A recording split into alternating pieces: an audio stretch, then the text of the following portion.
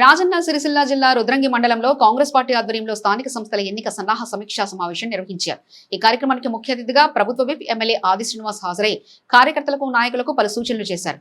ఈ సందర్భంగా ఆయన మాట్లాడుతూ రాబోయే ఎంపీపీ జెడ్పీటీసీ స్థానాల రిజర్వేషన్లో ఎస్టీ కేటాయింపులు వచ్చిన నేపథ్యంలో కాంగ్రెస్ పార్టీ అధిష్టానం ఉమ్మడి మానాల నుండి అభ్యర్థులను ఎంపిక చేస్తుందని తెలిపారు. గత ఎన్నికల్లో ఉమ్మడి మానాల ప్రజలు కార్యకర్తలు ఎంతో కష్టపడి పనిచేశారని గుర్తు చేశారు. ఎవరైతే అభ్యర్థులుగా ఎంపిక అవుతారో వారిని గెలిపించడం ప్రతి కాంగ్రెస్ కార్యకర్త యొక్క బాధ్యతగా భావించి పార్టీ విజయాన్ని లక్ష్యంగా పెట్టుకుని కృషి చేయాలని ఆయన సూచించారు.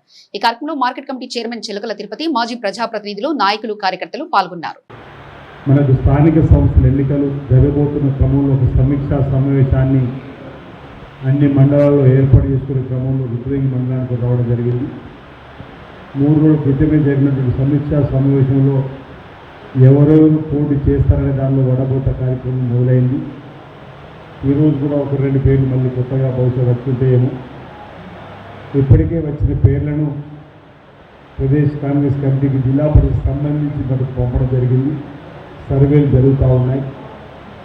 ఏ అభ్యర్థి బాగుంటుందనేటువంటిది ఆలోచన చేసేటువంటి కార్యక్రమం జరగబోతూ ఉంది.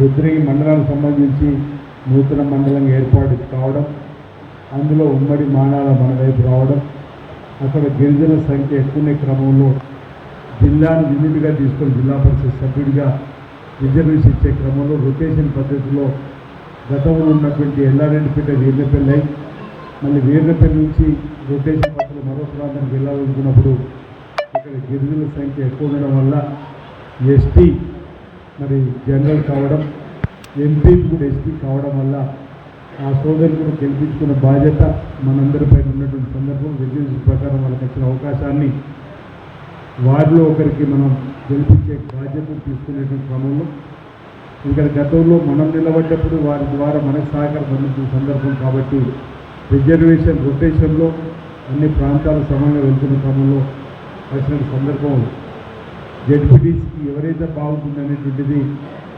ఎంపీపీ ఎవరైతే బాగుంటుందనేది మీరు ఆలోచన తీసుకొని చెప్పాల్సినటువంటి బాధ్యత ప్రధానంగా మేమైతే ప్రయత్నం తీసుకున్న నిర్ణయంలో సెలెక్ట్ అండ్ ఎలెక్ట్ అనే పద్ధతి స్థానిక సంస్థలు కాబట్టి ఆయా గ్రామాల్లో ఆ బలాబలాలు బట్టి అక్కడున్న వారి సలహాలు సూచనలు తీసుకొని వారిని ఎంపిక చేస్తే బాగుంటుందనేది ఆలోచన. అక్కడి నుంచి ఏదో పంపిస్తే ఇక్కడికి వచ్చిన తర్వాత ఇబ్బందికరమైన వాతావరణం ఎదుర్కోవడం చెప్పిన ఒక నిర్ణయం తీసుకునే సందర్భంలో మీరు చెప్పిన సూచనలు సలహాలు తీసుకొని